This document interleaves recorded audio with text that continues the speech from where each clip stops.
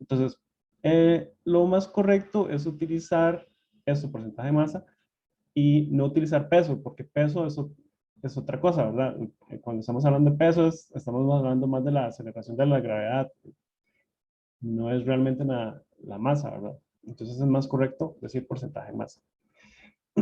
Dice, la segunda dice, cuando se expresa la concentración como porcentaje de masa en volumen, la forma más correcta de escribirlo sería, entonces bajo el mismo concepto, lo más correcto en estos momentos es escribir porcentaje masa en volumen. Sería la cuarta opción. En estos momentos eso es lo que se considera lo más correcto, porque no se incurre en el error de utilizar cosas como M/V, que en realidad tampoco significa nada oficialmente, ¿verdad? Al menos en unidades SI. Entonces, para ser congruentes con las unidades SI, mejor se escribe de esta forma. La pregunta 3 dice, se requiere preparar una disolución de hidróxido de sodio de concentración 0,112 mol por litro a partir del reactivo sólido. ¿Es cierto que? Entonces, se necesita hacer una estandarización directa, se necesita hacer una estandarización indirecta, o no se requiere estandarización, es aproximada. El 68% de la gente votó que era una estandarización directa. Entonces, ¿qué piensan de eso?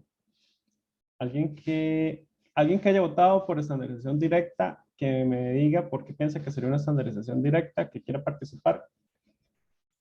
Profe, porque tiene 3 decimales, entonces es una estandarización directa. Ok, ok. Es un patrón. Ok, entonces, ahorita vamos a ir más en detalle en cómo preparar disoluciones, pero para ir Profe, adelantando un poco, sí. usted nos hacía mucha molestia que si podría mostrar como las respuestas. O sea, es que yo creo que Zoom tiene la opción como para ver las respuestas del quiz, como para verlas y no solo como escuchar la respuesta. No sé si me entendió, como para poder. Ah, sí, vieras que creo que tengo que darle en... Ah, es que si ustedes no los están viendo, ahí sí los pueden ver.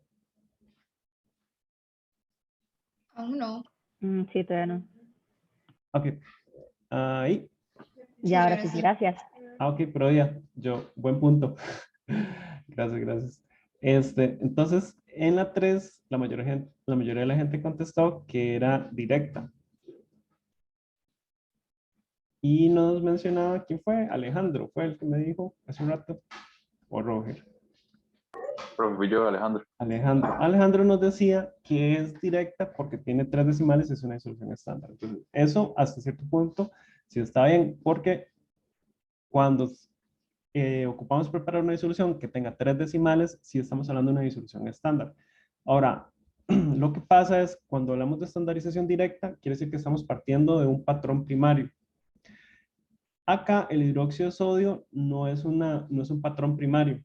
Entonces quiere decir que como no tenemos un patrón primario disponible en este caso, no puede ser estandarización directa, sino que más bien sería una estandarización de tipo indirecta. Entonces, ¿qué quiere decir esto? Que lo que hace uno es preparar la disolución aproximada y de luego al final valora esta disolución. Si es hidróxido de sodio, la valoro con ácido clorhídrico, por ejemplo. Pero ahorita vamos a ver eso un poco más en detalle. No sé si tienen consultas con esto. De momento. Sí, Recuerden que... profe, es que yo no recuerdo haber visto eso en los videos, eso de directa e indirecta. Ok, ok, perfecto. Entonces, ya, vamos entonces a retomar esto.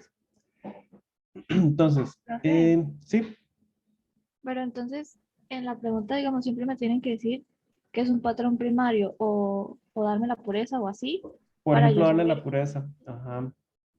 Ok, ok.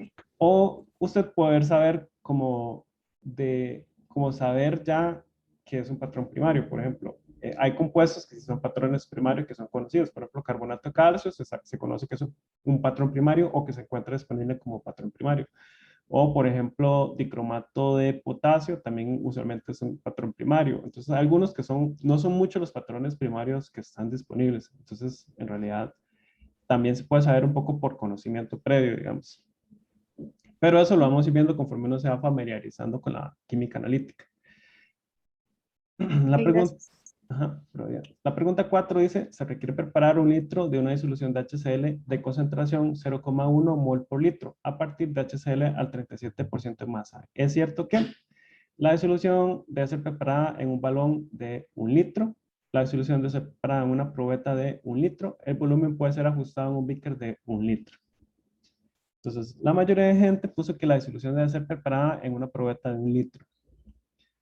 Entonces, la primera pregunta sería, ¿esta estandarización sería directa o indirecta?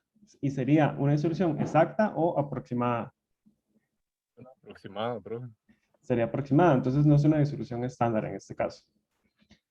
Entonces, quiere decir que como se puede preparar de forma aproximada, no hace falta utilizar un balón, sino que se puede utilizar una probeta.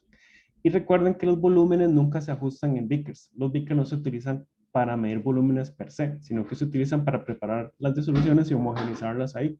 Por ejemplo, si tengo un sólido, yo lo disuelvo primero en el beaker y luego lo traspaso en balón. Usualmente no trato de trasvasar el sólido al balón porque puede que no se me disuelva ahí adentro y me queda, no puedo meter ni siquiera algo para disolverlo, digamos. Entonces, es para evitar esa complicación. La pregunta 5 dice... Profe, Ajá. una pregunta, ¿cómo sabe uno cuando es aproximada o no? Por los decimales. Entonces dice, se requiere preparar 1 litro de una disolución de HCl de concentración 0,1 mol por litro. Entonces, como es 0,1, quiere decir que es aproximada. Para que sea estandarizada, tiene que tener 3 decimales por lo menos. Ahí es como uno dice. Profe, Ujú. si son 3 decimales, es que yo tenía en mente que eran 3 significativas. 3 cifras significativas, exactamente. Tiene que tener 3 cifras significativas. Bueno. Exactamente. Gracias. Con gusto. La pregunta 5 dice, se requiere preparar una disolución de 0,320 mol por litro de carbonato de sodio a partir del reactivo patrón primario. ¿Es cierto que se debe realizar una estandarización indirecta, se debe realizar una estandarización directa o no se requiere estandarización? Entonces ven que acá, como se parte un patrón primario, quiere decir que entonces sería una estandarización de tipo directa. Exactamente. Entonces, esto era nada más como para tener una línea base más o menos de lo que va a ser la clase de hoy. Pero ya nos vamos a centrar en más detalle en esto. Steven tiene una pregunta. Sí, profe, es que en el video número 3 de ejercicios de la práctica número 1, salía que en que se trabajaba con un patrón también. Ajá. Y salía que no se debía realizar estandarización en este caso. Depende cuál era la concentración que se pedía al final. 0,0200 mol por litro. 0,0200 mol por litro. ¿Y qué era lo que no se necesitaba? No sé. Estandarizar. No se requiere. Okay. Al final. Era la del reactivo tipo primario. Ok. En ese caso, lo que dice, lo que se refiere cuando dice que no se requiere estandarizar al final es normalmente cuando yo preparo una disolución aproximada y al final la valoro, a eso es lo que se le llama como ese proceso de estandarización. Cuando yo parto de un patrón primario, no tengo que hacer esa valoración al final, sino que como yo partí del patrón primario, ya la disolución, cuando ya la preparo en el balón, ya es exacta, digamos, ya es una disolución estandarizada, digamos. No hace falta hacer un paso adicional de estandarización por medio de valoración. A eso es a lo que se refiere en ese caso. Ok, sí, es que eso me generó duda.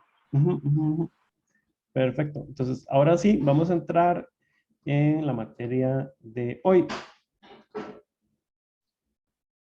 Entonces, sí, vamos a repasar un poco el tema de unidades de concentración. Ahí sí están viendo la pizarra. Sí, profe, ahí se ve. Profe, yo tengo unas dudas con respecto a la materia que usted dejó, pero no sé si mejor verlas al final, cuando ya hayamos repasado todo esto.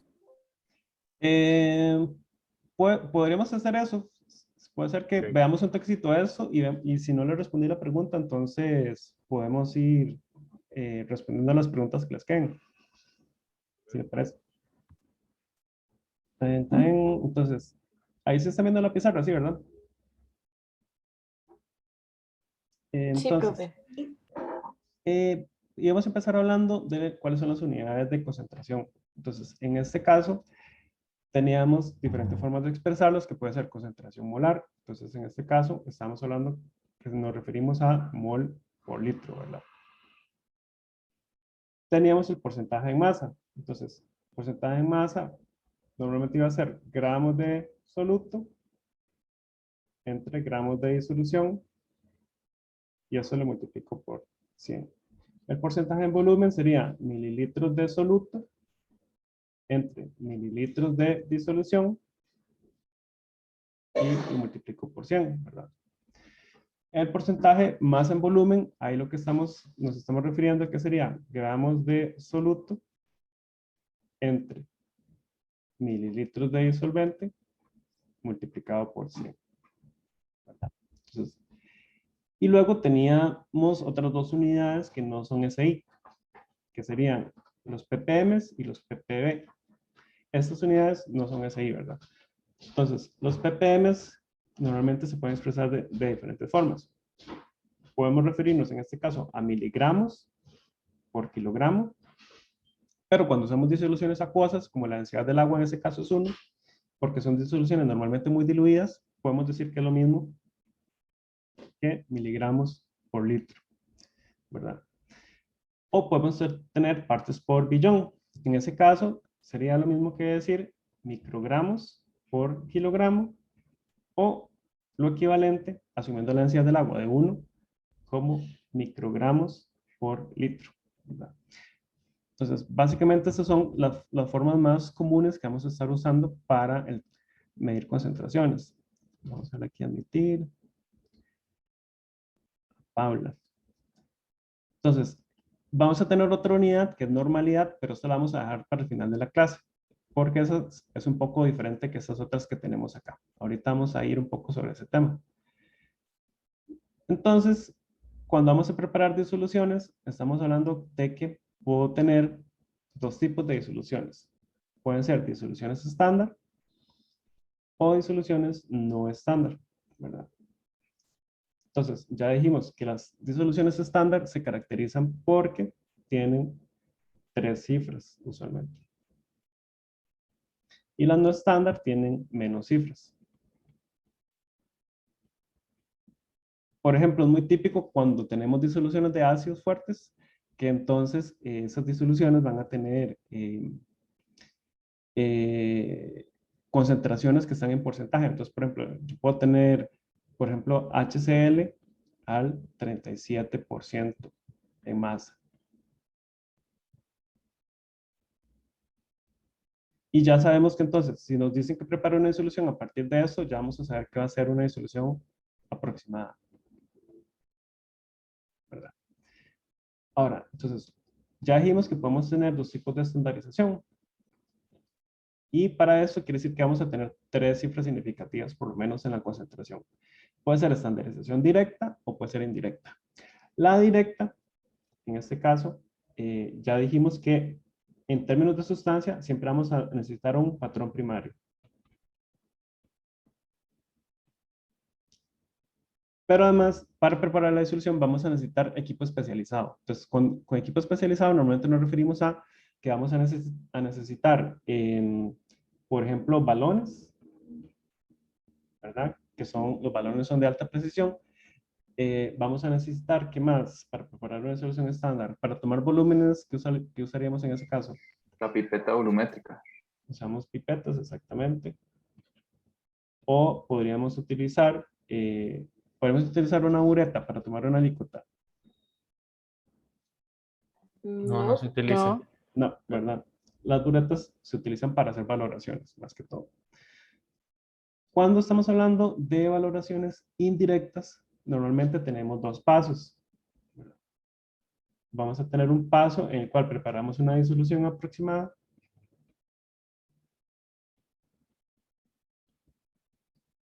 Y vamos a tener otro paso en el cual hacemos la estandarización. ¿Qué es esta estandarización? Básicamente es una valoración. Profe, una valoración es lo mismo que una titulación. Una valoración es una titulación y también se le llama estandarización. Cualquiera de esas 3 significa básicamente lo mismo. Entonces, Y normalmente, por ejemplo, este proceso de estandarización, yo puedo partir de un reactivo líquido o puedo partir de un reactivo sólido. Un reactivo líquido, ¿cuál sería? Por ejemplo, lo que le mencionaba, una disolución al 37% de HCl. Yo parto de esto para preparar una disolución estándar de HCl. O puedo partir de reactivo sólido. ¿Como cuál? Por ejemplo, hidróxido de sodio. Yo parto de este reactivo y preparo, que es un sólido, y preparo mi disolución. Normalmente, cuando yo parto de un líquido, entonces básicamente lo que hago es una dilución. Y para hacer esa disolución voy a utilizar esta fórmula que conocen de química general, que es C1 por V1 es igual a C2 por V2, ¿verdad? Entonces, esta fórmula básicamente lo que me dice es que cuando yo tomo una alícuota, los moles en la alícuota son iguales a los moles en la disolución final, ¿verdad? Entonces, esta conservación de la cantidad de moles permanece, entonces yo puedo utilizar esta fórmula para calcular cuánto es el volumen de la alícuota, por ejemplo, que puedo tomar. Ya vamos a ver un ejemplo de esto.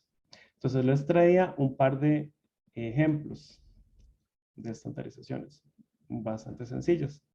Entonces por ahí, por ejemplo, me dicen, se requiere preparar 25 mililitros de una disolución de carbonato de calcio de concentración 0,120 mol por litro a partir de patrón primario de carbonato de calcio de pureza 99,99. Entonces, ¿cómo haría para preparar esta disolución? Entonces, la primera pregunta que tengo que hacerme es ¿es una disolución estándar? ¿Sí o no? Sí, Sí, ¿verdad? Porque Profe. tengo tres cifras significativas, ¿verdad? Ahora, entonces, tengo que ver cómo es la fórmula para calcular la masa que tendría que pesar en este caso, ¿verdad? Porque lo que me interesa es saber cuánta masa tengo que pesar para disolver en este volumen. Entonces, yo sé que la concentración de la disolución va a ser igual a 0,120 mol por litro. Y yo sé que voy a tener 25 mililitros. Eso sería lo mismo que 0,02500 litros. Entonces, con eso se me dan litros con litros. Me quedan mol. Ahora, yo tengo la masa molar. Yo sé que un mol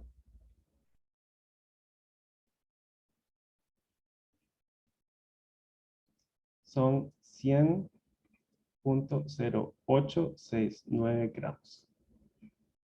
Entonces se me va mol con mol y ya me quedan gramos. Entonces, no sé si alguien tiene calculadora para que me ayude aquí con esta operación.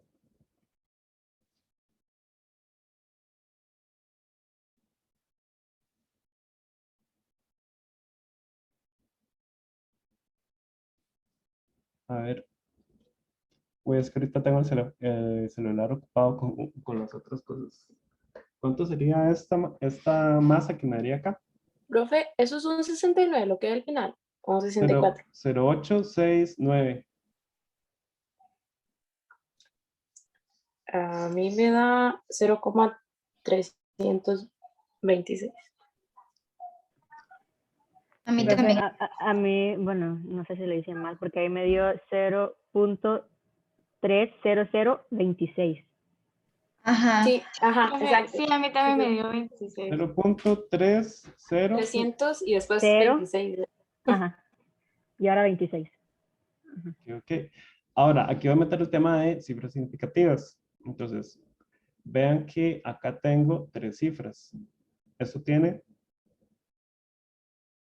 tres cifras significativas. Esto tiene cuatro cifras significativas. Y esto tiene 1, 2, 3, 4, 5, 6, 7 cifras significativas, ¿verdad? Entonces, quiere decir que el resultado final yo lo debería dar con tres cifras.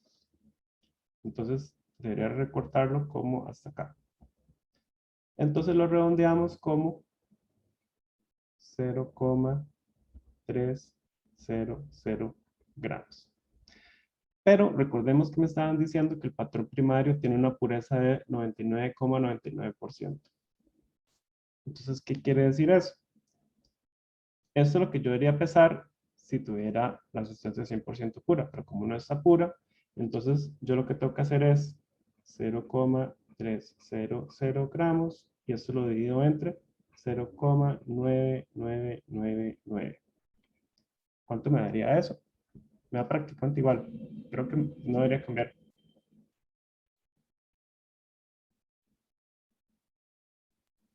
Sí, da casi igual, solo varían unos decimales después, pero ya eso no importa porque ya no van. Entonces, da prácticamente lo mismo, 0,300 gramos. Esto es lo que yo debería pesar en la balanza. Profe, y la pureza es adimensional, ¿verdad? El porcentaje. La pureza es adimensional, exactamente. Ahora, les queda de tarea averiguar por qué fue que lo dividí entre. ¿Por qué dividiendo? Profe, porque generalmente es multiplicando, ¿o qué? No puedo decir generalmente, depende de cada caso, pero de momento en este caso me gustaría que razonen por qué es que lo puse dividiendo. Les queda esto de tarea, lo revisamos en la próxima clase. Ok. Entonces, para que busquen y piensen un poco esto. Ok, entonces eso es lo que yo debería pesar en la balanza. Ahora, dijimos que como partimos de un patrón primario, es una estandarización de tipo.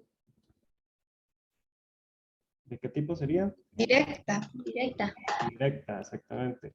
Entonces quiere decir que ocupamos usar todos los mejores instrumentos. Entonces, ¿qué tipo de balanza utilizaríamos para pesar esta masa? Balanza analítica. Una balanza analítica, exactamente. Ok, y entonces, ¿puedo pesar esta masa en una balanza analítica de 4 decimales? Sí, es así. Sí, ¿verdad? Lo mínimo que puedo pesar son 0,2 en una balanza de 4 decimales. Entonces, como son 0,3, bien, sí lo puedo pesar. Entonces, ¿qué haría yo? ¿Cuál sería el procedimiento? Entonces, tendría que pesar esta masa. Escribamos acá el procedimiento. Tendría que pesar 0,3000 gramos de carbonato de calcio. Luego, trasvasar un beaker. ¿Verdad? Esto se pesa por diferencia. Trasvasar a un beaker. Disolver. Profe, una pregunta, bueno, no sé si es muy tonta, pero ¿por Ajá. qué, digamos, la respuesta fue con 3 decimales y se pesa con 4?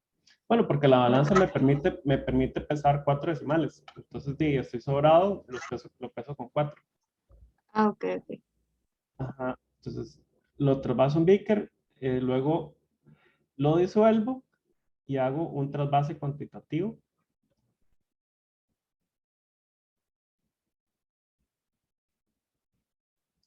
A un balón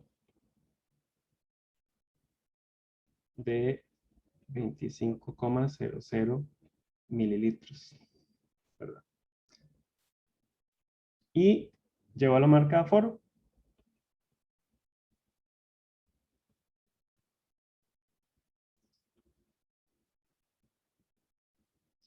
Llevo a la marca de aforo y luego homogenizo.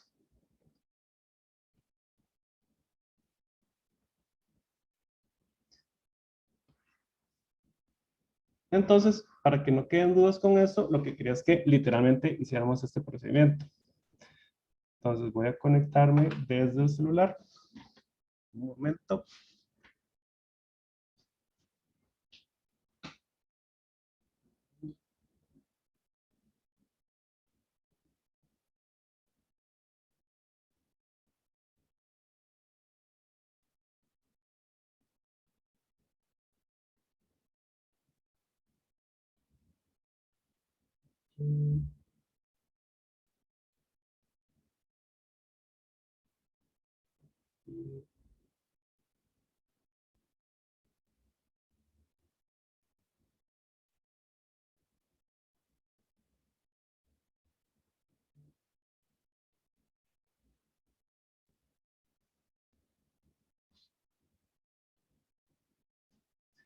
entonces ahora lo que tengo que hacer es poner como,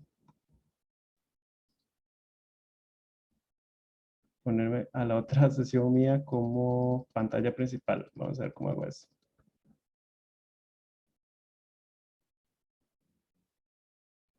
¿A dónde estoy en la otra sesión?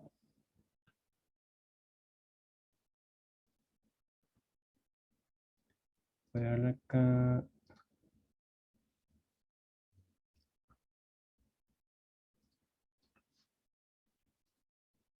No sé si pueden.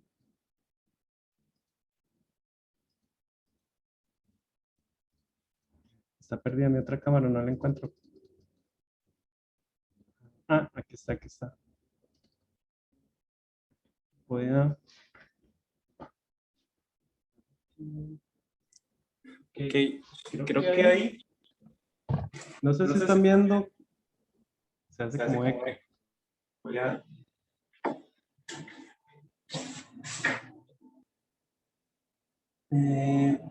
¿Alguien sabe cómo puedo hacer aquí ya?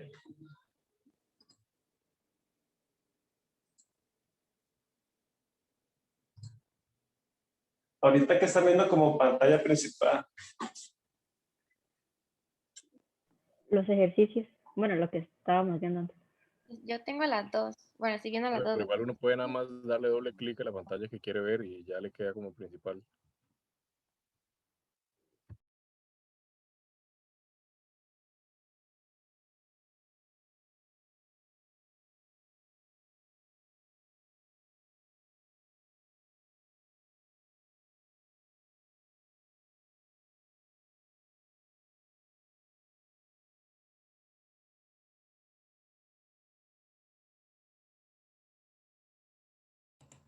Profe, creo que tiene que darle.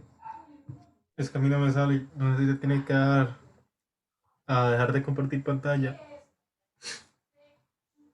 Yo creo que el profe está muteado, de hecho. No lo oigo, en los dos dispositivos. Ok, ¿qué tal ahí? Ya les dejé compartir. ¿Pueden ver ahorita la pantalla en donde se ve la preparación de las disoluciones? Sí, profe. Sí, profe. Y ahora sí, ok. Por ahí, excelente. Y ya ahora sí me escuchan todos. Sí, ahora sí se oye. Sí, Súper profe. bien, súper bien. Ok, entonces básicamente para preparar esta disolución vamos a utilizar el balón de 25 mililitros y vamos a utilizar en este caso el carbonato de calcio. Entonces vamos a asumir como que yo ya pesé los 0,3 gramos, ¿verdad? Básicamente. Obviamente esto debería pesarse en una balanza analítica. Y entonces en ese caso tengo la disolución. Y obviamente cuando voy a hacer el trasvase, tengo que hacer el trasvase que sea cuantitativo. Entonces, cuando voy a hacer ese trasvase cuantitativo, tengo que hacer lavados a la disolución, pretendiendo que no agregue más de esos 25 mililitros, porque obviamente que si agrego más de esos 25 mililitros, va a pasar que entonces la disolución no me va a caber en el beaker de 25, ¿verdad? Profe, de hecho, esa era una de mis dudas, porque no sabía cuánta cantidad de agua o de disolvente hay que echarle a la disolución en el beaker. Entonces, uno tiene que agregarle lo mínimo necesario para que se disuelva, ojalá. Entonces, por eso hay que ir agregando como poco a poco, evitando que uno agregue demasiado y que entonces vaya a llenar el beaker sin siquiera preparar la disolución. Si le pasa eso, es bote todo y empiece nuevo, básicamente, ¿verdad? Entonces, hay que evitar que eso suceda. Entonces, ahí Pero no hay que determinarlo numéricamente, entonces. No, no, no, se hace simplemente por experiencia, digamos. Usted nada más va agregando y disolviendo la menor cantidad posible. Entonces, hay dos posibilidades. Una posibilidad es que utilicen el policía para hacer el trasvase cuantitativo, ¿verdad? Que en ese caso sería de esta forma. Claro, con mejor pulso.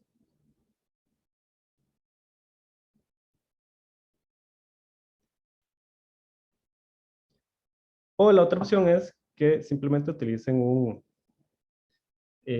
un embudo y realicen los lavados cuantitativos de esa forma. Entonces, obviamente, si tienen un embudo disponible, pueden realizar los lavados, pues es mucho mejor. Entonces, en ese caso, voy agregando acá. Hago los lavados.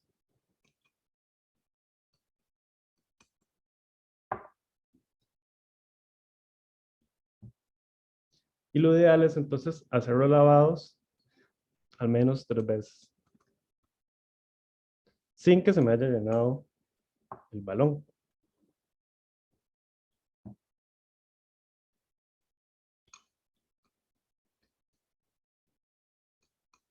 ¿Verdad? Idealmente, si yo hago eso, pues también tendría que lavar, tratar de lavar también el embudo y demás. Por eso, entre menos instrumentos ustedes utilicen, mejor, porque así tienen que hacer menos lavado, ¿verdad?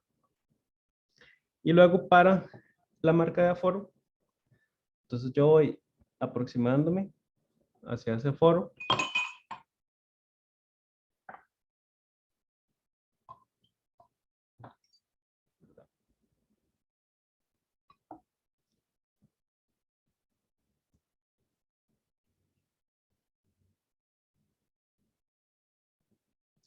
Sin pasarme en este caso, y luego al final completo con un gotero.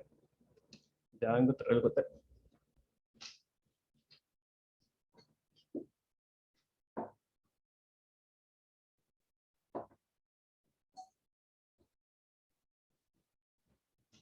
Entonces voy con mucho cuidado con gotero, adicionando de manera tal que quede justamente en el punto del menisco.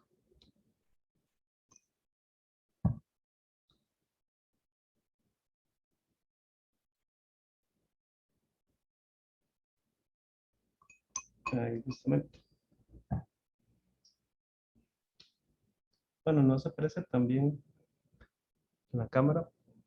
Y una vez que llego a ese punto, entonces ahí es donde hago el proceso de homogenización, ¿verdad? Que ahí cómo homogenizar, lo que hago es darle vueltas a la disolución y de esa forma logro que quede lo más homogéneo posible. Ya esa es la disolución preparada. Ahora, lo ideal es que las disoluciones yo no las guarde en un balón, sino que yo siempre trato de guardarlas en una botella o en algún otro recipiente. Y los balones siempre no son realmente para contener la disolución ahí guardada, sino que tienen que estar siempre disponibles para ser utilizados en el laboratorio. Entonces, una vez que yo ya estandaricé eso, lo puedo pasar a una botella y guardarlo ahí, ¿verdad? Entonces, eso sería un proceso de estandarización directa en este caso. No sé si tienen dudas al respecto. Profe, ¿podría repetir, por favor, por qué es que hay que estandarizarlo? Porque es que hay que estandarizarlo. Ajá. ¿Por qué estandarizar una disolución en general, digamos? Sí, eso. Digamos, yo estandarizo una disolución porque normalmente esas disoluciones las utilizo para analizar algo cuantitativamente. Entonces, digamos que a mí me interesa conocer un analito, pero para poder conocer cuánta concentración de ese analito yo tengo, necesito tener algo que pueda reaccionar con ese analito que yo quiero conocer, pero que además yo conozca muy bien cuál es su concentración, porque así puedo usar eso para extrapolar y saber cuál es la concentración del otro.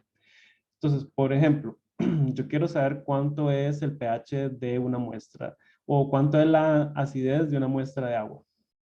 Entonces yo, por ejemplo, podría hacer eso valorándola con una disolución de carbonato.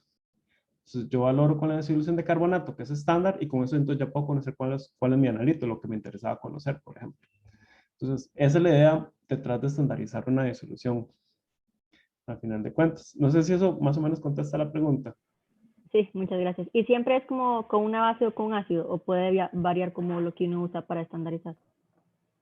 Normalmente yo puedo estandarizar disoluciones de ácido base con lo opuesto, si es un ácido con una base o y así. Pero puede que yo estandarice también utilizando reacciones redox. De eso lo vamos a ver al final al final del curso. Que yo puedo hacer valoraciones que se llaman valoraciones potenciométricas. Y entonces si yo puedo tener una disolución estándar, por ejemplo, una muy típica es dicromato de potasio. Yo puedo preparar una disolución estándar de cromato de potasio, que es un patrón primario, y utilizar esa sustancia para hacer una valoración redox de otra sustancia que yo quiero conocer. Y ahí estoy estandarizando también. Y no necesariamente es una reacción ácido-base, sino que es una reacción redox. Steven, Gracias. con gusto. Profe, con respecto a los patrones primarios, ¿cómo se le indican a uno y cómo sabe uno que es un patrón, que una sustancia es un patrón? Normalmente tienen una pureza conocida. Los patrones primarios hay una lista bastante corta de patrones primarios, no hay tantos patrones primarios, pero se caracterizan por tener una masa molar bastante alta, tienen una pureza alta conocida, y normalmente de hecho los patrones primarios en la vida cotidiana, usted los compra y vienen con un certificado de pureza y demás. Entonces, en realidad son muy caros, y la forma más fácil de reconocer un patrón primario es por el precio también, porque si le costó caro, de fijo es un patrón primario, así. Ok, entonces son sustancias muy específicas. Son muy específicas, no es como algo que usted se encuentra por coincidencia en el laboratorio, sino que es algo que usted compra intencionalmente porque es un patrón primario. Ok, perfecto. Y con respecto al procedimiento que nos acaba de mostrar, no es como que lo expliquemos así en el examen, es para más métodos de visualización. Normalmente, esto que yo escribí del proceso de estandarización, sí, normalmente cuando uno hace un análisis de casos, al final, si le piden que diga cómo se prepara una disolución, normalmente tiene que describirlo como en estos términos, digamos, qué va a usar para preparar la disolución, cómo lo va a hacer. Porque, de hecho, por eso este semestre pusimos este tema al inicio, y es porque yo creo que de todos los temas, esto es lo que ustedes muy posiblemente más van a utilizar en su vida. Si en algún momento tienen que trabajar en algo de química, tenganlo por seguro que van a tener que trabajar preparando disoluciones. Y va a ser como uno de los temas que les va a ser más importantes. Entonces, de hecho, quisimos empezar con eso porque es básicamente de las cosas más importantes del curso, manejar bien, ¿verdad? Que aprendan a desenvolverse en cómo preparar disoluciones en el laboratorio. Entonces, sí, normalmente hay que ser muy específicos en cómo se hace. Ok. Perfecto, profe. Con gusto. ¿Alguna otra consulta? Profe, entonces, las estandarizaciones directas solo se realizan a partir de patrones primarios. A partir de patrones primarios únicamente, sí. Ok, gracias. Con gusto. Profe, yo tengo otra pregunta. Cuando uno está aforando el balón, usualmente se le hacen gotitas del disolvente como en el cuello del balón. Si le pasa eso, es que lo tiene Ajá. mal lavado. No debería pasar eso. Ah, ok. Sí, ese que yo les mostré estaba súper mal lavado, de hecho. Eso no debería suceder. No sé si dice, pero eso no debería ocurrir. Si está bien lavado, normalmente si usted tiene el cuello tiene esos problemas, lo que hace uno es que lo lava muy bien con jabón. Si no se le quita, tiene que lavarlo con una disolución de hidróxido de potasio en etanol, que es una disolución bastante oxidante y que normalmente deshace toda la grasa que esté como en el cuello del recipiente. Pero sí tiene que tratarse de manera tal que no se formen lo que uno llama paños de agua. De hecho, van a ver que en el laboratorio van a gastar mucho tiempo deshaciéndose de estos paños de agua porque si no, evidentemente su disolución no va a quedar bien preparada. Entonces, ese es como el dolor de cabeza de eliminar estas manchas de grasa de la cristalería. Tiene que estar totalmente limpia. Gracias, profe. Con mucho gusto. Ok, entonces, el otro problema que tenía es de estandarización indirecta. Se requiere preparar 10 mililitros de una solución de HCl 0,0100 mol por litro, a partir de una solución de HCl 0,1 mol por litro. Entonces, ¿qué hace uno en estos casos? Bueno, aquí usamos la fórmula. Como estoy preparando, vean que estoy partiendo de una disolución de HCl 0,1 mol por litro. Y quiero llegar a una disolución de concentración estándar, digamos, de concentración conocida, con 3 decimales. Entonces quiere decir que es una estandarización indirecta. Entonces, para saber la concentración, utilizo la fórmula de C1, V1 es igual a C2, V2. Entonces, yo sé que el volumen 2 va a ser el volumen final de la disolución, que eran 10.0 mililitros. La concentración 2 es la que me están dando acá, que es 0,0100 mol por litro. La concentración 1 era 0,1 mol por litro y el volumen 1 es lo que no sé, o sea, esa es la alícuota que tengo que tomar. Entonces, básicamente, despejo, volumen 1 va a ser igual a C2 V2 entre C1. Eso sería 0,0100 mol por litro por 10 dividido entre 0,1 mol por litro.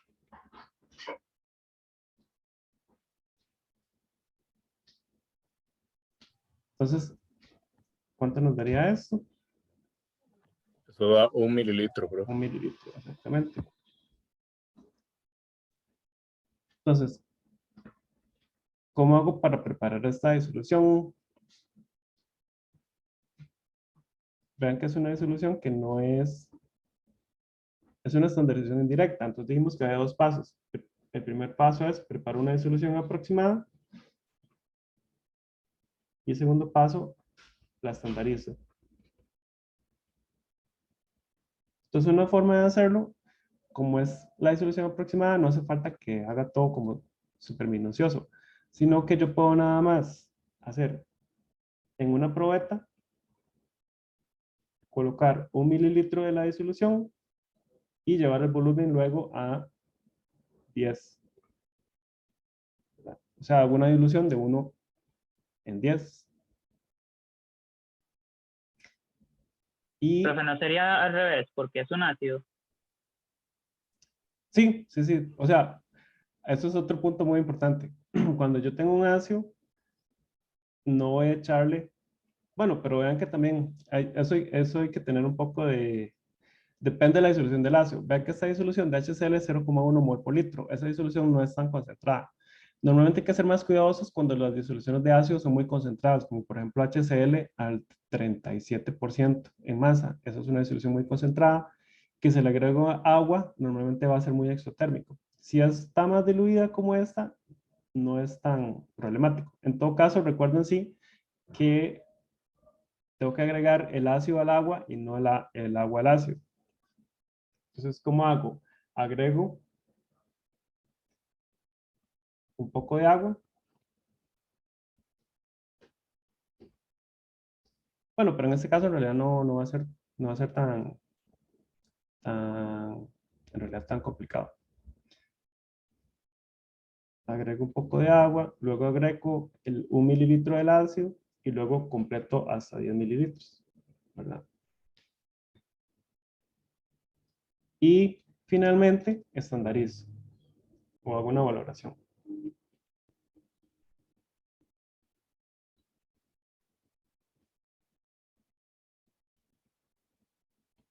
Entonces, volvamos de nuevo como al ejemplo. Voy a dejar de compartir y vuelvo de nuevo a la parte del laboratorio.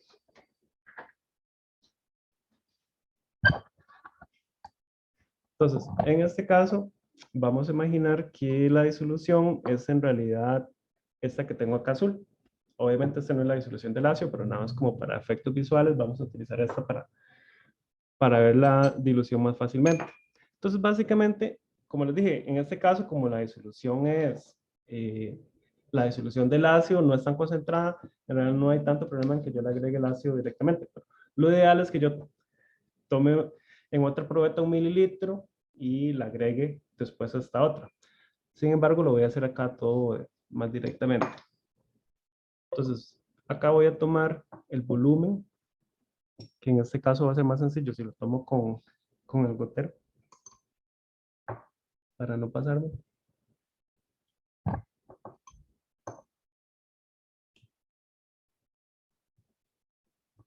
Igual al final se me pasé. De vuelta. Obviamente, la probeta debe estar bien lavada para que no forme paños también en las paredes, ¿verdad? Sería como lo ideal.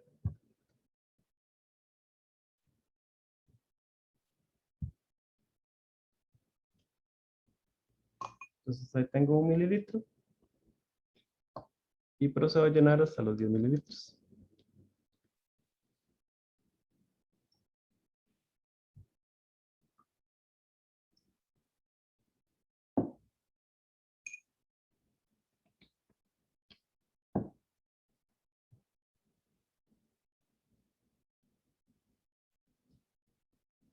Y básicamente esta disolución yo la puedo como ahí homogeneizar y posteriormente a esto yo tendría que estandarizar esta disolución.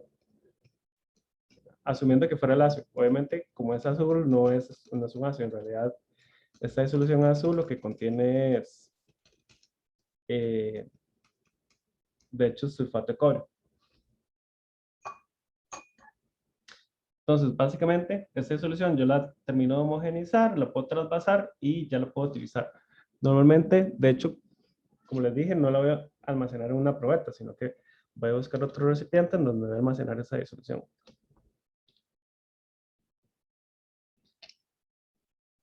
Y entonces, de hecho, ahí se puede apreciar el cambio de color, ¿verdad? De la dilución, que está diluida 10 veces en este caso.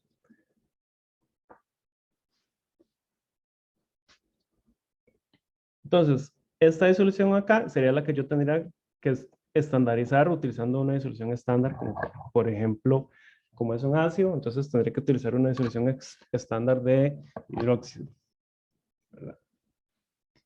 No sé si quedan dudas al respecto de preparación de disoluciones. ¿Alguna consulta?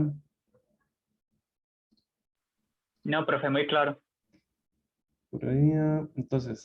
Yo tuve una, bueno, antes usted dijo lo de diluida 10 veces, porque es 10 y no 9. ¿Se cuenta igual el primer milímetro que hizo? Es que eso no lo había entendido muy bien cuando lo leí. Porque acá se ve la dilución. De hecho, si usted lo hace, el factor de dilución que yo tengo es porque si yo tomo un mililitro, ¿verdad? Yo tengo una disolución y tomo, el volumen final son 10 mililitros, ¿verdad? Y el volumen inicial que estoy tomando es 1 mililitro. Entonces, este factor de dilución son 10 veces, 10 entre 1. Ok, ya lo entendí.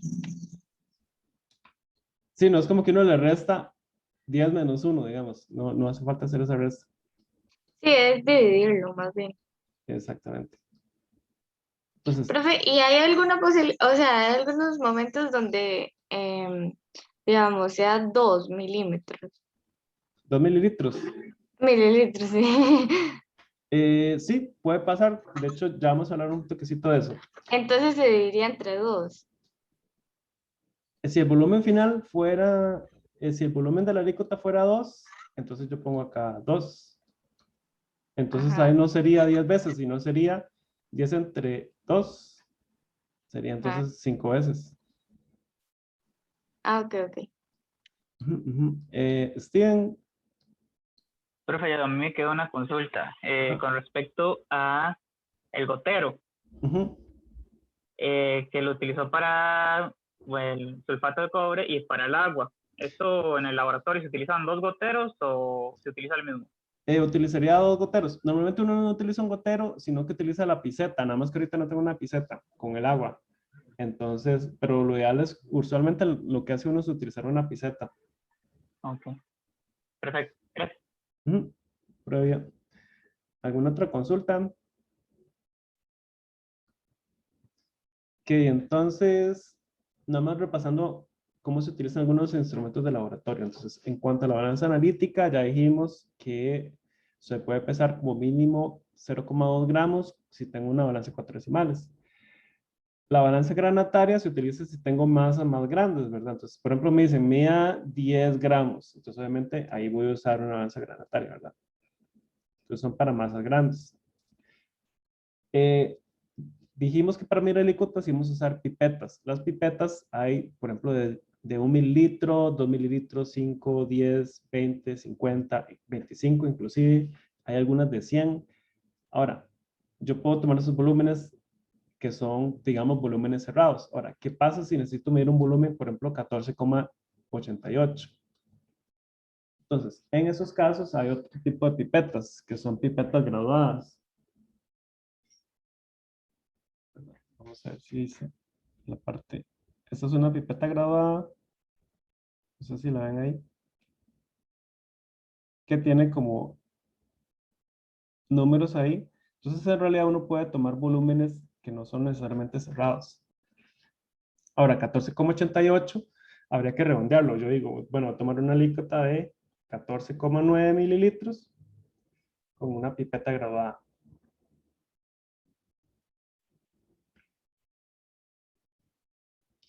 ¿Verdad? Las probetas, normalmente yo utilizo, bueno, como ya dijimos, las buretas yo no las voy a usar para tomar alícuotas. Las buretas solo las uso para valorar. Usualmente, las probetas, yo tengo que usar la probeta más cercana al volumen que quiero medir para que tenga el menor error posible, digamos. Entonces, si yo voy a medir 4 mililitros, utilizo una probeta de 5 mililitros. Si voy a medir 9 mililitros, utilizo una probeta de 10 mililitros. Normalmente las probetas van así, de 5, 10, 20, hay algunas de 30, 50, entonces dependiendo de lo que yo tenga. Pero trato de usar lo más próximo al volumen que yo quiero medir. ¿Se puede medir volúmenes en un beaker? Ya dijimos que no, ¿verdad? Los beakers son solo para homogeneizar. Y luego tengo que hacer los trasvases cuantitativos. Entonces, hasta acá, ¿qué tal? ¿Alguna duda? Recordemos que los balones aforados, los voy a usar para preparar distorsiones que sean estándar, ¿verdad? Entonces, si estoy haciendo una estandarización directa, normalmente al final lo disuelves en un balón. Ok, entonces, si no hay dudas, pasamos al tema de normalidad. Entonces, vamos a hacer como una introducción al tema de normalidad hoy y vamos a verlo en más detalle la próxima clase el lunes.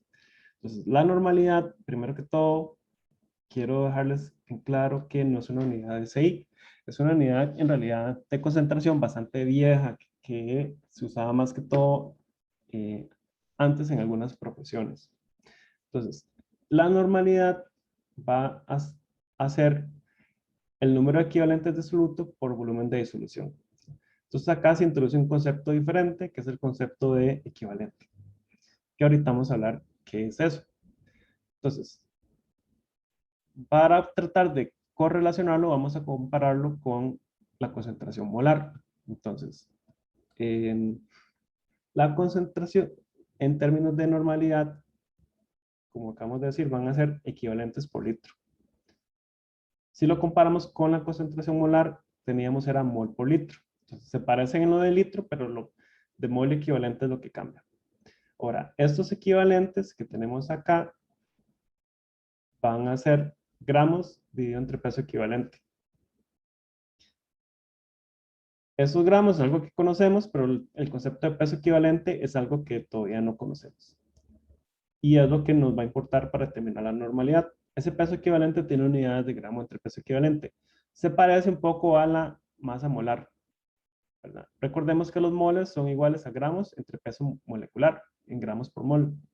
¿Cuál es la normalidad? Es parecido. Los equivalentes son gramos entre peso equivalente, que son gramos por equivalente. Entonces vean que ahí va la correlación más o menos. Ahora, ¿cómo hago yo para calcular este peso equivalente? Ese peso equivalente va a tener la siguiente fórmula. El peso equivalente va a ser igual al peso molecular, gramos por mol, o sea, este mismo que tenía acá, dividido entre un factor F. Ese factor F va a tener unidades de equivalente por mol. Y entonces, para yo usar la normalidad, tengo que lograr encontrar este factor F. A ver, Steven. Profe, ¿no es una N? En otros grupos puede que le digan N o puede que le digan F. Yo le llamo F, pero es lo mismo que la N, que en otros grupos le llaman N. O en otros profes le ponen N.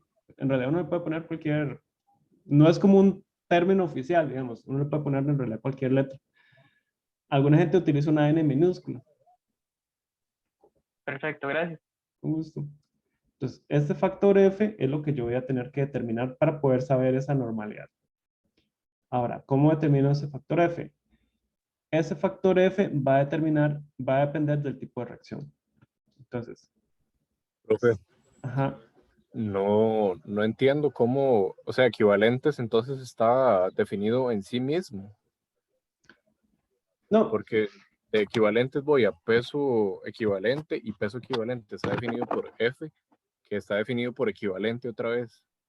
no, las unidades son equivalentes por mol, las Ok, unidades en las que está ok, expresado. ok. No es que dependa de los equivalentes, otra vez. Estos son, lo que está entre paréntesis son las unidades. Ok, entonces, el factor F va a depender del tipo de reacción. Entonces, para esa introducción de normalidad nos enfocamos más que todo en reacciones de neutralización, es decir, reacciones ácido-base. Entonces, para reacciones ácido-base hay una definición de qué es el peso equivalente. En reacciones de neutralización, el peso equivalente es la cantidad de sustancia que reacciona o que proporciona un mol de iones hidróneo en dicha reacción. Eso normalmente a mí me gusta escribirlo de forma simbólica, de esta forma. Entonces, un peso equivalente del X sustancia va a ser igual a la que me dé o reciba un mol de protones. Esa es la definición que vamos a estar utilizando. Entonces, ¿cómo se utiliza todo esto? Entonces, por ejemplo, si tenemos esta reacción que tenemos acá, me preguntan cuánto es el peso equivalente del ácido fosfórico. ¿Verdad? Entonces me preguntan, ¿cuál es el peso equivalente del H3PO4?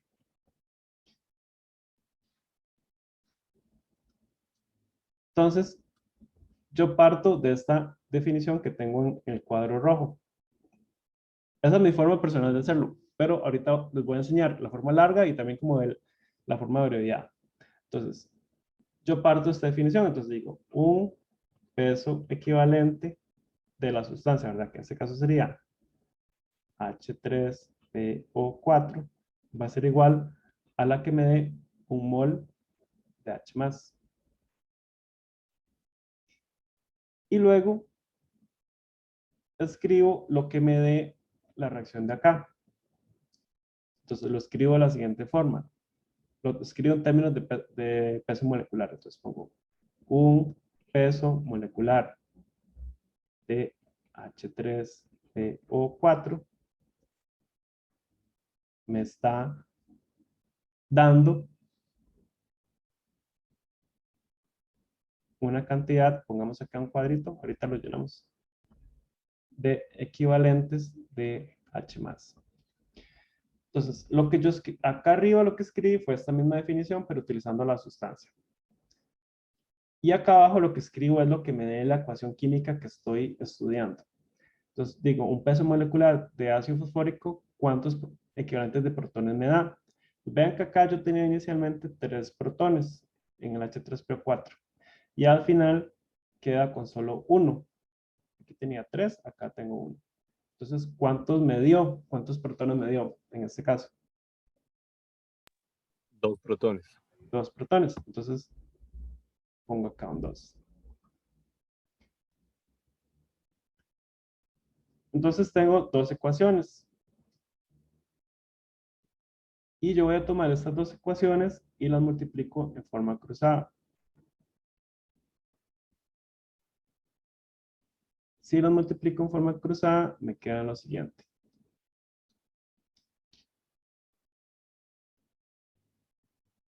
Entonces, a mí me interesa que el peso equivalente quede arriba. Entonces, me va a quedar un peso equivalente de H3PO4. Y entonces, paso esto aquí arriba a multiplicar. Va a ser igual a un mol de H+,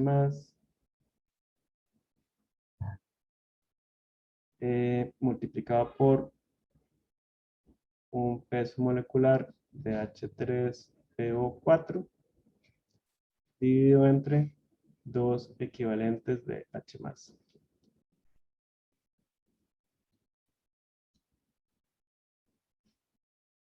Esto es lo mismo que yo tenga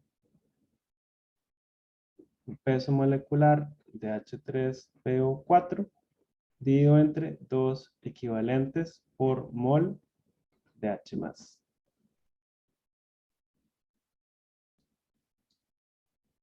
¿Sí me siguen? Esto que me queda acá abajo, vea que están equivalentes por mol, es lo que llamamos el factor F.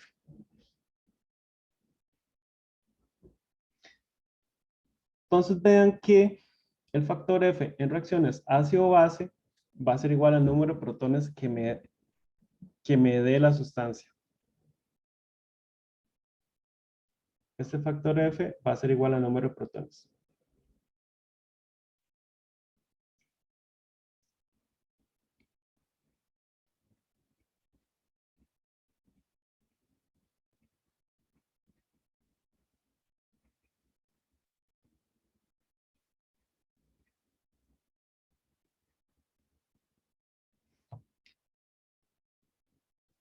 Entonces, ¿cuál es el shortcut para esto? Yo puedo nada más decir, tengo esta reacción, se me están dando 2 protones. Entonces yo de acá ya digo, el factor F son 2. Básicamente. Entonces, esto es como el método largo, ¿verdad? Que es un poco más tedioso. O yo nada más puedo usar esto sabiendo que el F en las reacciones, pero lo que le estoy diciendo aplica solo para reacciones ácido-base, ¿verdad? En esos casos, el factor F va a ser igual al número de protones que me estén dando o que se estén consumiendo. No sé si tienen alguna duda con esto. Sí, profe, la fórmula de un peso equivalente es igual a un mol de H más, eso es estándar. Eso aplica para todas las sustancias. Esta es la definición de peso equivalente para reacciones ácido-base. Entonces, Ok, y lo de siempre, abajo es con respecto a la ecuación. eso es lo que me dice la ecuación acá, que un peso Ok, molecular de perfecto. H3 por 4 me da 2 equivalentes de H más. Entonces, Perfecto, gracias, profe. con mucho gusto. Con permiso, profe. ¿Y Sí. cómo es que, de dónde sacó que daban 2 equivalentes? ¿De dónde sacó que eran 2 equivalentes? Estos de acá, acá abajo. Esos mismos. Por los protones que se transfirieron. Vea que acá tenía 3 y al final de la reacción el fosfato me queda solo con un protón. Quiere decir que perdió 2 protones. De ahí es donde lo saco. Ok, listo. Gracias. Pura vida.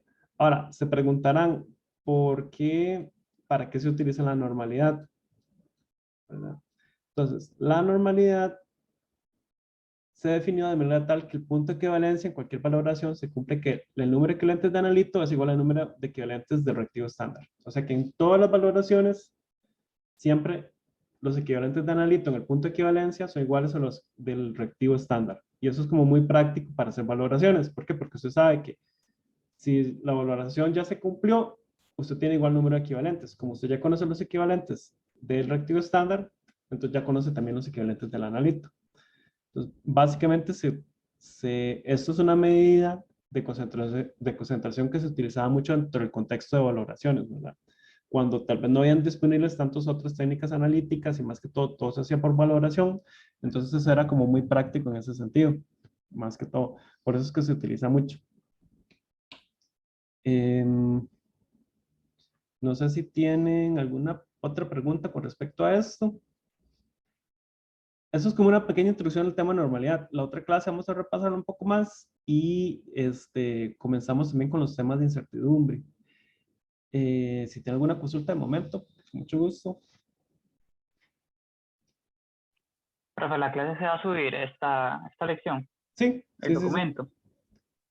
Sí, se sube, yo lo subo en YouTube y de ahí les pongo el link en mediación. En la parte que se dice biblioteca, ahí es donde normalmente la subo. Perfecto, gracias. Con gusto. ¿Quién era el que me Profe, dijo? Ajá, sí. disculpe, bueno, yo no sé si yo tenía permiso de estar aquí porque yo matriculé hoy mismo por inclusión. Sí. Pero era para saber si a ustedes les llega los que matriculamos por inclusión para la otra semana, para poder como repasar lo que hemos visto esta semana y así. Bueno, en realidad se puede seguir viniendo a clases, no hay ningún problema. Okay. Y lo de inclusión en realidad creo que me llega, pero por e-matrícula, en realidad. Ok, sí, es que me preocupaba como atrasarme, digamos, Ajá, ajá. lo Sí, de sí, sí. mediación, pero No, se puede seguir viniendo a clases sin ningún problema. No, no hay ningún problema. ok, profe, gracias. Con mucho gusto. ¿Quién era el que me ha dicho antes? Era Roger, que me ha dicho algo que tenía unas dudas. No sé si ya se le aclararon con lo que hemos visto. ¿Era Roger? ¿O quién era el que me ha dicho? Era yo. No todas las dudas se me aclararon. A ver, entonces, ¿cuáles serían las que faltan? Sí. En uno de los videos que usted subió, que se llama varios cálculos de concentración, hay un número que es 277, algo, pero usted ignoró los decimales. No sé si es porque ya sabía las cifras significativas menores que tiene son 3, entonces por eso nada más ignoró los decimales, o se le olvidó comérselos. O sea, si es válido, nada más ignorar las cifras significativas que hay extra, pues. Sí, digamos, ya uno sabía que el resultado debería estar en 3 cifras y uno lo pone ya de una vez con 3 cifras, redondeando de una, también es válido. O sea, no hace falta como que uno ponga toda la retahíla de números y decir, bueno, lo redondeo a 3. Si uno hace también el redondeo inmediato, digamos, también puede ser. Lo ideal cuando uno redondea, eso sí, y lo ideal cuando está haciendo operaciones es ojalá hacer todas las operaciones corridas y no ir redondeando. Digamos, yo multiplico esto por esto, luego esto por esto y luego por esto, y en cada paso redondeo, voy perdiendo decimales. Entonces lo ideal es siempre hacer como todas las operaciones juntas y al final redondear. Eso es como mi principal sugerencia cuando están redondeando. Y de hecho mis otras 2 dudas, de las que me quedaron, son de redondeo. En el video que subieron del profesor Adrián, en la opción 2 para redondear, que es más aproximada, dice que hay que asumir la variación de una cifra en la cifra incierta de cada número. Y al final él solo pone un ejemplo cuando divide el 1 sobre el 24, pero la cifra o la posición de la cifra incierta es la tercera. Me imagino que eso es porque también cuando hace la división de 1 sobre 4, ese va a ser el valor mayor, entonces es el que indica la posición de la cifra incierta. Pero no puso los otros cálculos por simplicidad, supongo. Uy, vieras que me perdí. Podemos profe, hacer una cosa. Si quieres, me puedes escribir como al correo Ok. cuál es la duda, pero diciéndome como en qué minuto como del video es que está como esa duda, como Ok, para verlo está bien. bien. Podemos hacer eso. profe, disculpe, yo vi esa materia. Ajá, ajá. Lo que él tiene duda es que ese cálculo no se realiza porque ese es el dato, el dato que da más alto, porque lo que se hace es dividir la incertidumbre sobre el dato que se obtuvo y lo multiplica por el resultado. Entonces, por eso Ajá. es que 1 sobre 24 por 10 por 1,08 es el más alto. Pero es que si Porque- usted hace la división de 1 sobre 4.52, es más alto no, que 1 sobre 24. porque es la incertidumbre, porque la incertidumbre de 4,52 es 0,01. Entonces, 0,01 dividido entre 4,52. Ok, entonces no es la división per se, sino la incertidumbre del número. Ajá, exacto. Profe, ¿usted cree que puede explicar eso? Es que yo también vi ese video y de hecho no me quedó muy claro esa parte. O sea, ¿le podría dictar si quiere tal vez la operación? Sí, está bien. ¿Cuál sería? Es 24 por 4.52 y todo dividido entre 100. 100,0. 100,0 y da 1,08. Y entonces ya después ahí el profesor hace el procedimiento ese de la variación. Pero Eso, profe, lo que tienen que hacer es que le dicen que la variación va a estar en el último dígito. Entonces, en el 24 la variación está en el dígito 4. En el 4,52 está en el 0.02 y en el 100,0 está en el coma cero. Ujú, ujú, ujú. Y luego esa variación es lo que va a ayudar a uno a decir a cuánto va a redondear el resultado. Pero una cuestión, estos datos venían con una incertidumbre dada, ¿o cómo Sí, es? la incertidumbre está en esa, en la última cifra, según lo que dicen. Ok, ok. Pero entonces, ¿cómo serían los datos con su incertidumbre ya escrita? No la da. No la... O sea, dice verbalmente que la incertidumbre está en la última cifra. Ajá, dice que la Ah, de ok, ok. 4 es 1 y que la de 4.52 es 0,01 y la de 100,0, 0,1. Ok, ok, ok. Entiendo, entiendo. Em, yo preferiría que esto lo veamos un toquecito más adelante cuando ya hayamos visto más el tema de incertidumbres en sí. Entonces, si gustan de momento, podemos dejar esto como en stand-by. Okay. Porque de hecho ya la próxima clase ya vamos a comenzar con más como estos temas de exactitud, precisión, incertidumbre y todas esas cuestiones. Entonces, es que hay dos tipos de redondeo. Está un redondeo que es, por ejemplo, yo tengo 24 por 4,52 dividido entre 100.0. Eso es una posibilidad. Entonces, en ese caso, yo lo que tomo en cuenta son las cifras significativas, ¿verdad?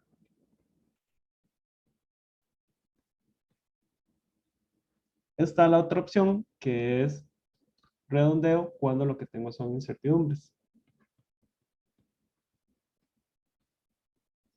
Entonces, en ese caso, usted me decía, 24, tenían, ¿cuánto era la incertidumbre? 1 Sí, 1. por 4,52. ¿Cuánto era la incertidumbre en esta? 0,01. Y 100,0. ¿Cuánto era la incertidumbre acá? 0,1. 0,1. Entonces, en este caso, el redondeo se hace utilizando las cifras significativas.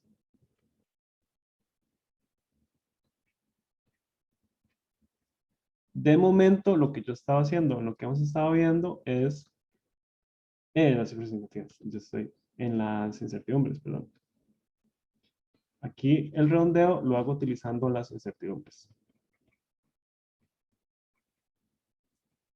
Sin embargo, de momento no vamos a poner atención a este método con incertidumbres, porque todavía tenemos que ver primero que todo el concepto de incertidumbre. Entonces, de momento, nos estamos basando en las reglas de redondeo, más que todo que utilizan cifras significativas. Ese video contiene como todo ahí, digamos, pero de momento solo nos basamos en las de las cifras significativas. Entonces, en este caso, ¿cuánto tendría que tener el resultado final? Tendría que tener dos cifras significativas porque es la menor que hay acá, ¿verdad? Entonces, mi resultado final tiene dos cifras. Entonces, de momento, mientras avanzamos en el curso, nos vamos a basar más que todo en esta regla de cifras significativas, no en la de incertidumbres. Cuando ya hayamos visto incertidumbres bien, el concepto y todo, entonces vamos a empezar a aplicar estas otras reglas de incertidumbres. Pero al momento dejémoslo ahí como en stand-by. Ok, sí, porque es un poco confuso. Profe, y la última duda que tenía era de la regla del redondeo hacia arriba. ¿Eso del todo no se va a utilizar? La regla de redondeo, más que todo, cuando se refiere a cuando tenemos 5. Sí, o un número mayor a 5. Entonces, básicamente las reglas de redondeo aplican como siempre, digamos, digamos que yo tengo 1,28. Yo tengo 1,22. Y quiero redondearlos hasta acá. Entonces, si es así, entonces, ¿a qué redondearías este primero? 1,3. 1,3. Si es este, entonces lo redondearía a 1,2. Ahora, la polémica normalmente viene cuando, cuando el número es 5.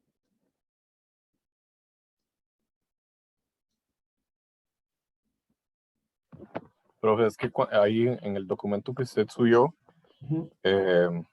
dice que no se va a utilizar esto de cuando el número es mayor a 5. No sé si yo entendí mal esa parte. Pero sí. ¿En qué parte sería? Hay una parte del documento de documentos cifras significativas que está marcado con una X. Voy. Y dice, nosotros no usamos la regla de abajo, no esta. Voy un segundo. Cifras significativas.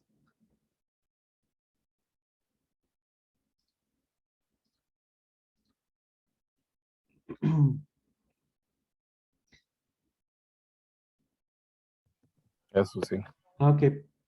Sí, pero es con, si el dígito siguiente al número, al último lugar retenido es 5, seguido de otros dígitos, no todo 0, o 6, 7, sí, o sea, es cuando tengo 5 en alguno de los dígitos. Si el dígito siguiente al número, lugar retenido es 5, o sea, es que eso es lo siguiente, vamos a ver. Antes había una regla que uno le enseñaba en química general, que era así. Por ejemplo. Entonces uno le decían, creo que era así. Si quiero redondear esto hasta el 2, Profe, entonces, estamos viendo el mismo documento. ok. Había una regla que uno le decían así en química general. Digamos que yo tengo 1, 2, 5, 8, 7, 3. Yo quiero redondear a 1, hasta el primer decimal. Pero si yo tengo 5, 8, 7, 3, entonces le decían a uno que como después del 5 lo que seguía un 8, entonces esto se redondeaba para arriba.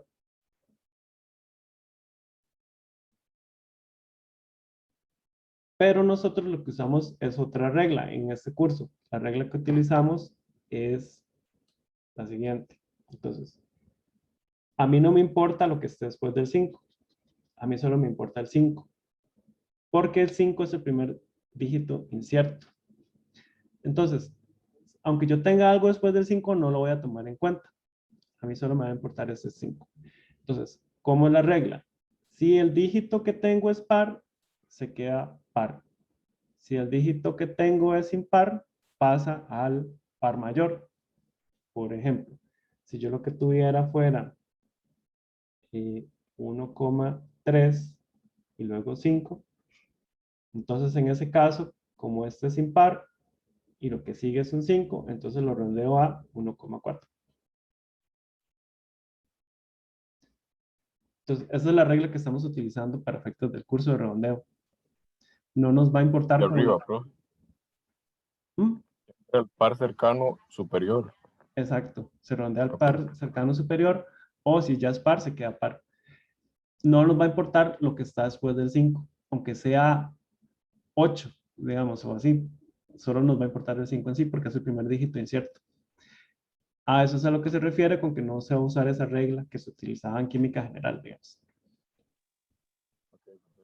Hay diferentes tipos de reglas para redondeo, y la que vamos a aplicar en este caso es esta, básicamente.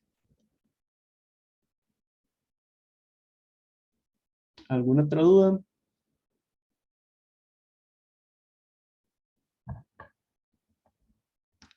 Profe, es una duda pequeña. Yo he visto un documento que decía que, a ver si lo tengo aquí, que es química analítica y decía que cuidado con el libro y ponían el libro de Spock. Entonces, ¿a qué se debe eso?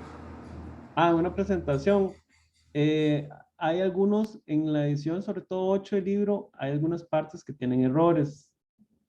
Entonces tienen que tener cuidado, sobre todo la edición 8, no tomar todo lo que está en el libro como tan al pie de la letra.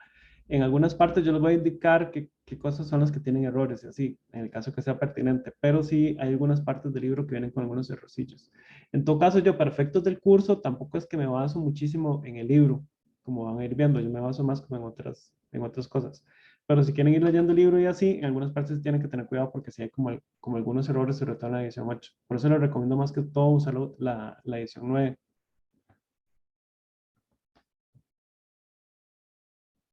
¿Alguna otra pregunta? Si no hay más preguntas, podemos ir dejando la clase por acá y continuaríamos entonces el próximo martes empezando con el próximo tema. Les recuerdo trabajar en el ensayo y la otra semana ya vamos a empezar a tener disponible el segundo reto. Entonces, para que lo vayan tomando en cuenta. Cualquier cosa les voy a estar escribiendo. Sería muy bueno si para la próxima clase se pueden conseguir algún recipiente cilíndrico y una regla para que todos vayamos haciendo un cálculo de volumen utilizando una regla. Entonces, si pudieran traer eso, sería genial para la próxima clase. Ah, hay alguien que me ha preguntado algo en el chat. Me dice Alejandro que si al final me puede hacer una pregunta. Sí, sí, claro.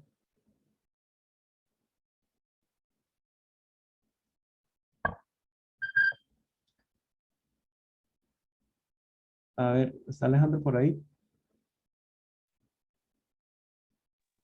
Profe, mientras le contesta, es que, bueno, yo tengo una duda, pero no es de la materia.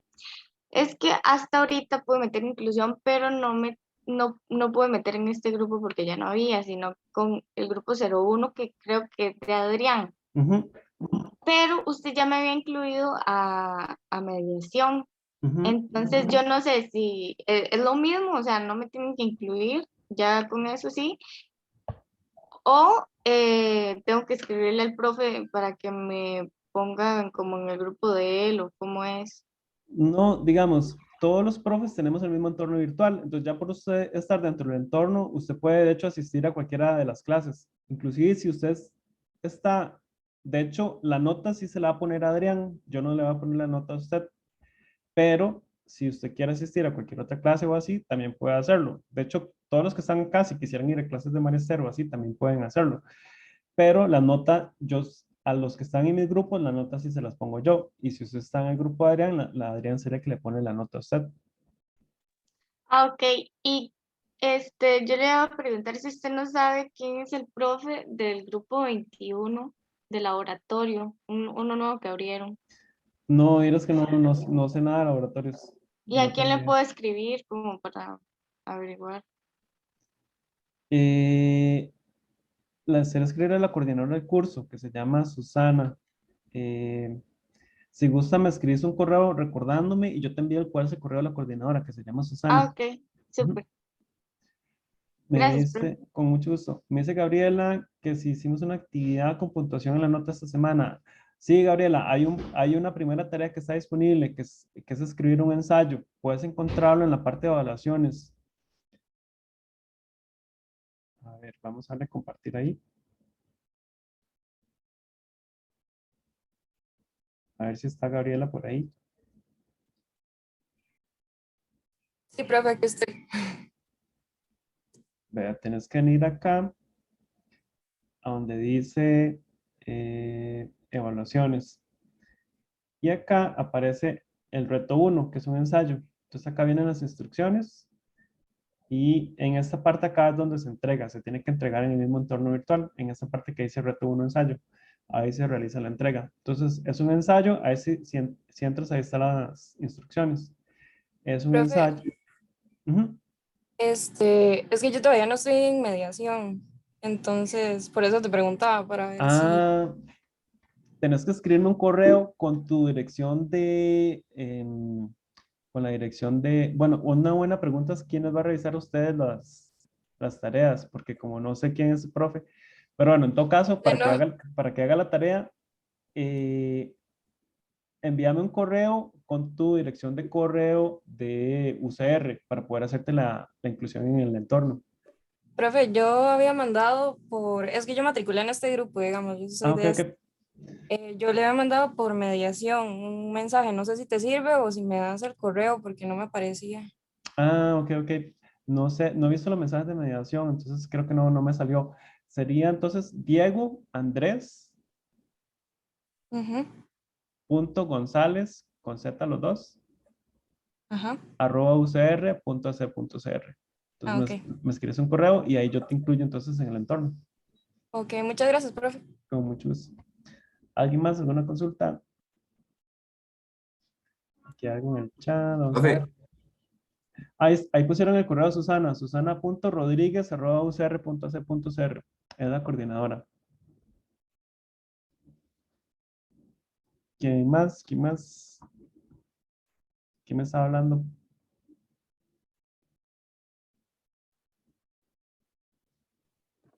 Profe, yo me retiro, con permiso. Bueno, hasta luego. Muchas gracias, chao. Prueba. Hasta luego, profe. Bueno, hasta luego. Chao, profe, gracias. Gracias, profe. Bueno, con gusto. Gracias. Chao.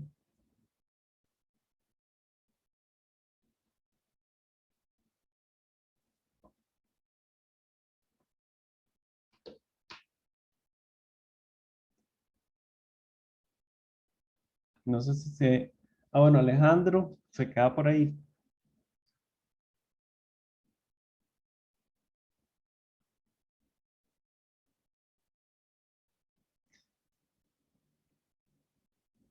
¿Era alguna consulta de algún problema o qué era, Alejandro? Ah, ¿qué sería? Si quiere me lo manda por el chat.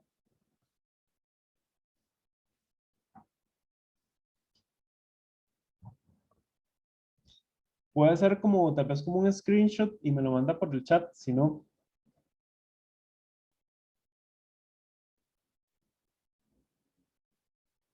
Sí, las horas de consulta son de hecho después de clases. O sea, en realidad mi clase se supone que es 1 hora y después de la clase es consulta. También, o sea, la consulta sería después de la clase de los martes y después de la clase de los viernes.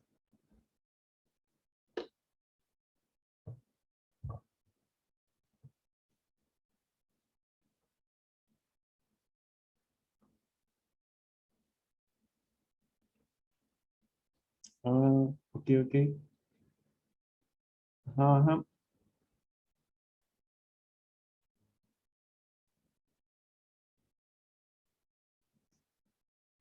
Una opción es que me los mande por el chat y los vamos resolviendo, viendo los problemas. Otra opción es que me los mande por correo y podríamos hacer como tipo una cita el próximo martes para revisar las dudas que tenía. No sé qué le parece mejor. El martes. Sí, si no podemos hacer eso el martes, nos quedamos después. Mándeme cuáles son como las dudas y entonces ahí vemos después de clase qué fue lo que había ahí. Sí, mejor mándame las dudas por correo. Si puede como tomarle una foto o así y como señalando qué es la duda.